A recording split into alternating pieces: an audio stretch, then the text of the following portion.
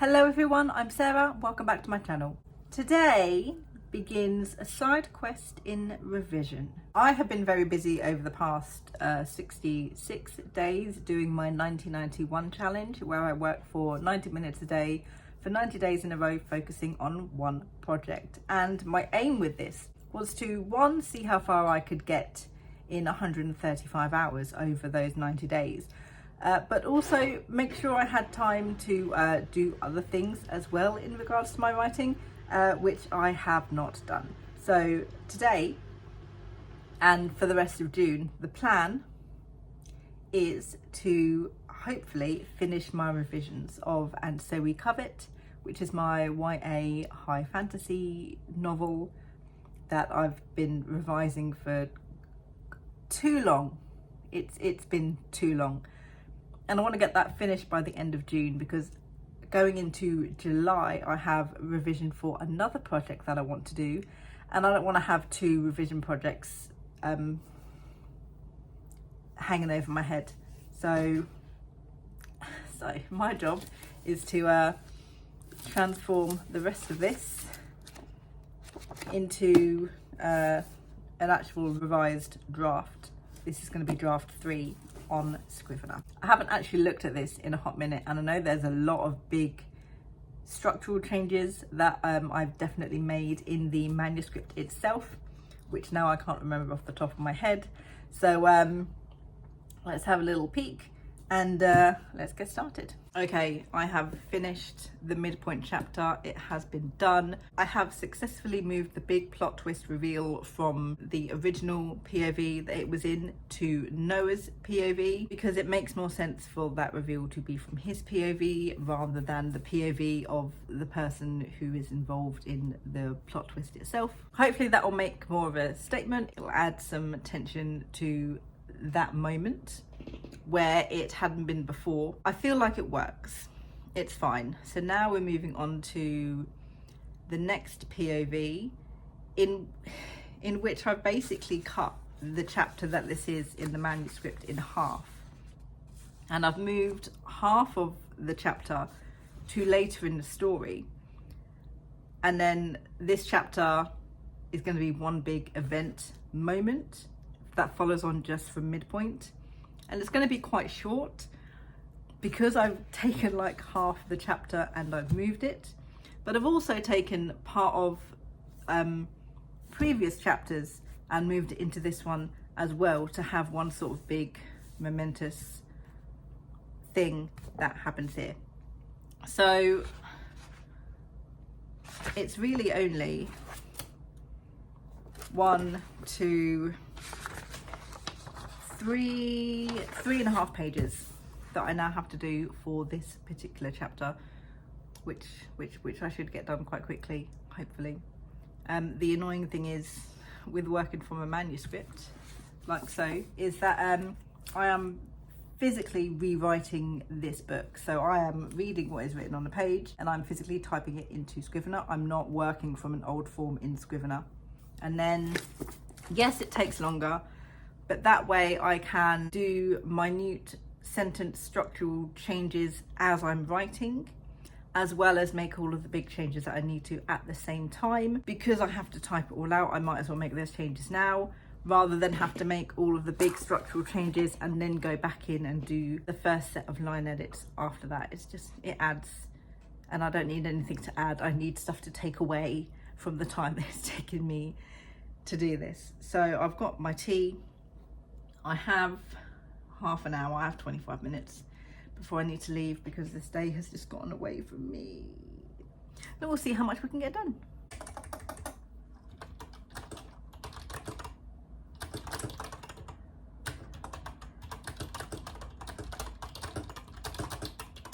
I hadn't realised that the POV that I'm now writing in this new chapter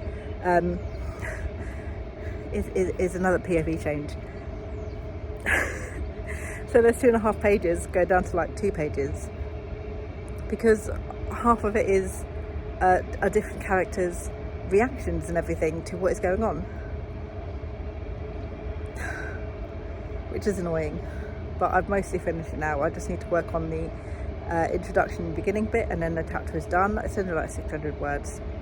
But then we get to move on to the rest of the book and everything after midpoint. So that's going to be a lot of changes I need to make there, a lot of additions.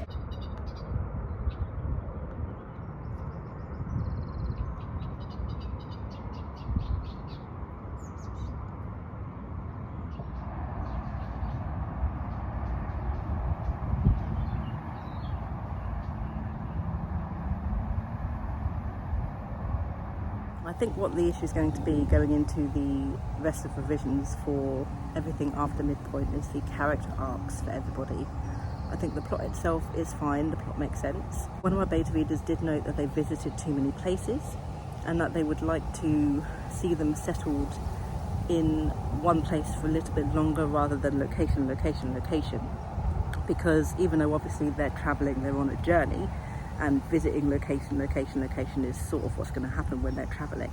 It didn't help the pacing because they were going to so many different places. It felt like it was going too fast. There wasn't enough time for the characters to just be characters. That is easily solved by taking what happens in certain locations and meshing them into what happens in other locations to extend what we see in those locations at least, while not affecting how long their journey is taking them. That's fine. The characters, specifically one character in particular, apologies for the wind if you can hear it, and that is Tasha. Noah, I have no problem with Noah. A little bit too pessimistic, maybe slightly unclear on the reasons for his personal motivations, which I think I've already fixed back in the first half of Act 1. It's just maintaining that now. Sephi, I've had absolutely no problem with Sephi. She's still my most favourite character that I have ever written. Considering I wrote this in 2017, the first draft, the fact that I still enjoy this and the fact that she is still my favourite character goes to show how much I love her character. Tasha, on the other hand, Tasha is a big problem. One of my betas hated Tasha, hated her with a passion, was like, oh Tasha, oh she's so stupid, oh I hate reading her POV. Which was interesting to see because up until that point no one had ever said such a bad thing about Tasha's character. But obviously sometimes betas are going to give you what you need to make the story better and sometimes they're not. And even though they were the only person to ever say something about Tasha's character, it made me stop and think, actually, you know what, while I don't mind Tasha's personality and who she is, she was always the most difficult POV to write for. Maybe because compared to the other two she does actually read a little bit bland, but that sort of opened my eyes to the problem that is Tasha, and hers is the POV that I'm heading into next. She's just very wishy-washy, and her character arc isn't as clear to where she is at the end as everyone else is. So going into the second half I need to be very careful about her inner thought, about what she says, about how she thinks, and sort of make her character arc and her growth more obvious and continual, rather than, oh, she realises something about the state of the world but takes a step back. Oh, she realised something about the state of the world but she's already realised it. She sort of takes a step back and then she's like, oh wait, no, actually I think it needs to be more gradual, so I need to be very careful of doing that. I think I've said that already. I repeat myself a lot, I'm so sorry, I ramble. I'm really determined to make her character more likeable. And the way I need to make her more likeable is to have her hold accountability for herself, have her hold accountability for the organisation that she works with. So she's a priestess who works in the temples. They're about helping people. And throughout the novel, obviously, we see that actually, maybe they're not as helpful as they claim to be. Maybe they can be a little bit self-absorbed, they can be a little bit selfish. And the world is not how Tasha sees it from her temple. And it takes her a very long time for that to click properly, even though she is given so many opportunities to see and understand. It takes her too long to click and to make the decision, actually, no, this is not the way it needs to be, something needs to change. She always has this, I don't like tradition. Tradition, no, we can't learn from tradition, we need to do different things. But her actual idealistic mindset is still firmly, but the temples. And I think that's fine, when you grow up in a certain environment, learning certain things and experiencing certain things, it can be really difficult to, how do I put this? It can be really difficult to see something from someone else's view. It can be really difficult to sort of let go of what you know and fully embrace what you actually see. So for her to be like, yes, but the temples, fair enough. But there needs to be something else there that is showing the reader that she is actually learning, she is actually changing her mind about things. And maybe it's force of habit that's having her go, but the temples, but the priestesses say. But then I think it's important for her to go, but wait, why? That doesn't make sense. And I think having that sort of internal dilemma for her, while actively fully understanding and embracing what she sees around her and sort of untraining her mind to what she knows. I think if we see that more often and we see her take more steps towards unlearning what she's learned, I think it's going to give her character the oomph and the likability that we need. Not that every reader has to like every single character. Obviously you are going to get POVs in every Milton POV, but you're just like, oh, I can't stand you, please just get to the next POV. I don't want that. I want everybody to enjoy every single POV that we have. But that's just me. But that's my aim, especially for Tasha's POV going into today. That is what I want to do. That is what I need to do. That is what I need to focus on. So hopefully we'll be able to manage that. Change the font size, change the font type, change the colour, make sure everything is okay, and we can begin.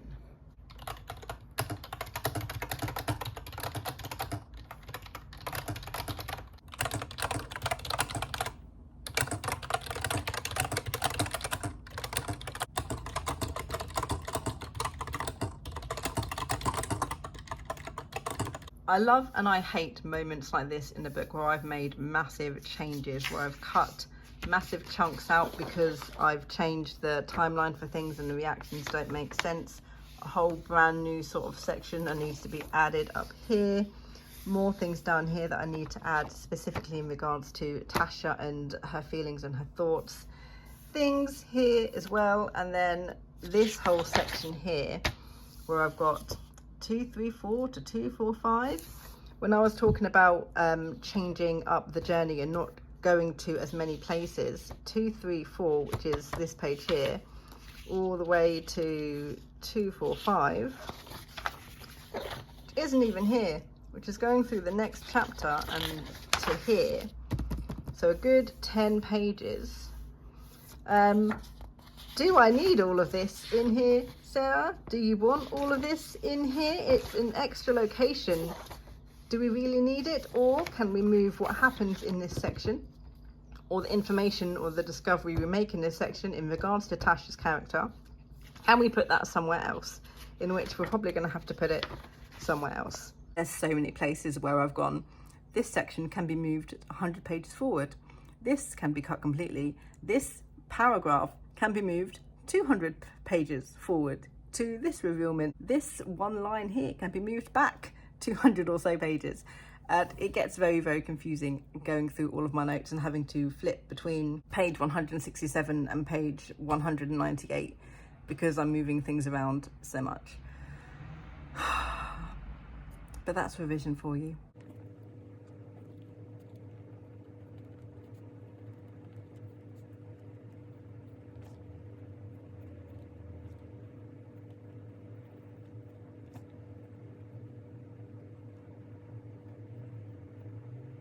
Not me just remembering that I've neglected to eat today. It always happens when I have a lot of stuff to do and a lot of things I want to get done. I get everything done first and then I forget to eat because eating wastes my time. If I have stuff that I need to do, eating gets in the way of that. I'm cooking something now, which is fine. I have about 25 minutes to enjoy it before I have to go pick the kids up from school. But you know, whatever. What I need to do while I am waiting for food before I get back into the revision is note down exactly what it is now I want to do with Tasha's chapter. Because I'm cutting out like 11 whole pages of a location we don't need to go to and skipping straight to the next big location where the next big thing happens, I need to find where I need to cut from. So I need to go from the place I'm gonna cut to the place I'm gonna cut. That doesn't make sense. What I need to do is figure out where to end Tasha's chapter, because the next chapter is going to be Noah's, and then figure out how to move everything around, because Tasha's chapter is now arriving at this new location, not the one I'm cutting, the new location. But arriving at this new location in the 2.5 draft is Noah's POV. I've got to change more POV. So from what I've very basically given myself as a synopsis for each of the chapters, which is literally arriving at Azrain, is Tasha's chapter. Noah's is into the temple. Luckily I sort of know what I mean by those. So I need a pen to start with. And I need to find the point that we arrive in Azrain, and then find the point I want, which is a natural stopping point to go between the arriving and then the next part, because it is technically all in Noah's POV and that needs to change. Unless I end Tasha's chapter early instead of getting to Azrain, but then that would be another short chapter. And there might be conversation in the cut pages that I want to keep, which okay, I'm doing too much thinking and too much talking and not enough doing. So I'm going to go through what I've got. I need to find a natural stopping point for Tasha's chapter, including everything I need to cut. I need to find a natural starting point for Noah's in the new location, and I need to go through the chapters I'm going to cut in order to see if there's any conversation I need to steal to keep in. We're going to do that.